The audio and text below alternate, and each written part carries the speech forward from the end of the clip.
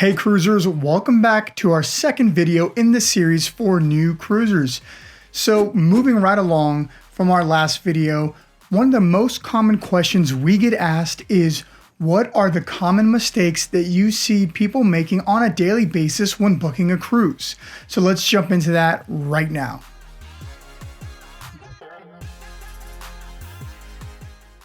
Now this may seem obvious to some, but one of the most common issues that we see is people booking just the cheapest cruise they can find.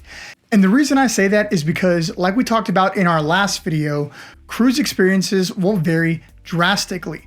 Now let's just look at one cruise line like Royal Caribbean. If you were to book something on board their Grandeur of the Seas, that ship is their oldest and smallest ship that they have. That means that the price is probably going to be cheaper than almost any other cruise you're going to find with Royal Caribbean most of the time. The problem being is it doesn't have a lot to offer. It sails with around 2,000 people. So if you're looking for something with not that many people, that might be great. But if you're somebody that wants amenities and action and water slides and things to go do, this is not the ship for you. That's just not going to cut it. And you're going to end up spending money and not being completely satisfied with your cruising experience. On the other end of the spectrum, we have their Icon class ships, such as Icon or Star of the Seas, where they are crazy big. They have over 6,500 guests on board and just about anything you could want to do, from laser tag, rock climbing, water slides, family water slides, ice skating, just pretty much anything you could think of is on board these ships. So it is a drastic difference in experience and a drastic difference in the type of cruise atmosphere you're going to have. One is going to be action-packed and full of families, and the other one's not going to be that way. It'll be pretty much the exact opposite. Now, that doesn't necessarily mean there's anything wrong with Grandeur, but if you're going to be sailing with little kids or with your family, Grandeur may not be what you're looking for, as it's more of a relaxed atmosphere. Or maybe you're just wanting a relaxing getaway. Well, an even cheaper option might be something like Margaritaville at Sea. But Margaritaville at Sea is very much a booze cruise atmosphere party type ship, a very cheap, short sailing, come on board, buy a bunch of alcohol, have a lot of fun, and go home.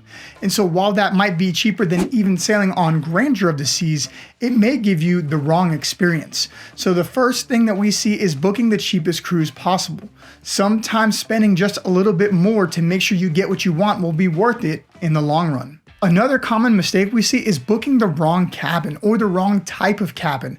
This is a super common mistake that we see, and people end up having bad experiences because they booked the wrong one. Now, there's many different things to consider when booking a cabin.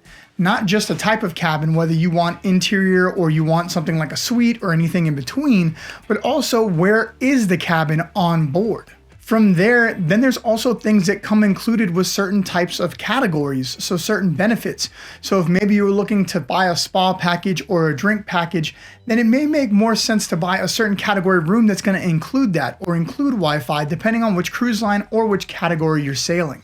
Now, obviously, if you're claustrophobic, if you don't like small spaces, if you don't like dark spaces, an interior room is not going to be the room for you. You're going to want something at least with a window, like an ocean view room or potentially a balcony or better. However, maybe you're one of those people, it's like, I only sleep in the room and I don't really care about the room that much. I'm only going to drop my stuff off, sleep here, and I'm going to spend the rest of my time exploring the ship and what it has to offer. Then an interior room might make sense for you. Something we tend to consider too is, where are we going? What's the weather going to be like, right? If I have a balcony room, but I'm going to these ports that I've been to a million times, do I need a balcony? And am I going to sit outside on July 27th just burning up on the balcony? Or would a window work? Or do I even need a window? But if we're going to a beautiful place we've never been before, the weather might be nice, then we'd probably go ahead and upgrade to a balcony or a suite to have that private area for ourselves without having a bunch of people around us while we're trying to take pictures, or just sit, relax, and enjoy the view. Something else to consider is, where is this room on the ship? If you're in the rear of the ship, you might hear engine noise. If you're down low, if you're at the front of the ship, if the waves get rocky, you're going to be going up and down with the bow of the ship. If you're towards the top of the ship, you're going to feel motion. Now, if you're towards the top of the ship, you're definitely going to be closer to the activities. But being closer to activities and dining also means being closer to noise. You're closer to the pool deck, you're closer to the gym, you're closer to places like the buffet, and you're going to hear noise the higher up you go. So it's really kind of a trade-off. And then every single deck, no matter where the room is, has other things to consider. How close are we to lobbies or to elevators? How close are we to staff maintenance quarters or staff maintenance hallways? Those things do make a difference, as the noise generated from them will impact your experience. And it's impossible for you to know which category room is the right room on this ship, or which room is close to this or that. So that's where using a travel agent like Amy will come in handy. She can help you find the right cruise and itinerary in your budget, as well as finding the right location on the ship so that you have the perfect experience for what you're needing. And if you're not sure, we always recommend trying to book mid-ship if possible, especially if you're not sure if you're seasick or if you are seasick, because that's where you're gonna feel the least amount of motion. And then the last question we get that we're gonna address in this video before we move on to another video is, do I need travel insurance? We're gonna say yes. This is a super common mistake. I can't tell you how many times we have clients that have to cancel last minute for unforeseen circumstances. We've had everything from deaths in the family, to a job not approving their vacation, to people falling and getting hurt and needing surgery, and to everything in between.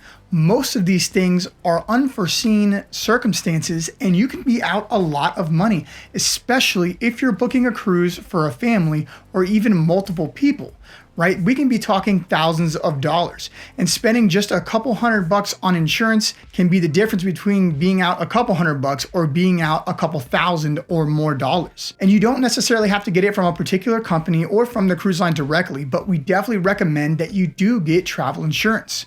We've had clients tell us that their credit card offers travel insurance, and it might, but what is it that they're covering?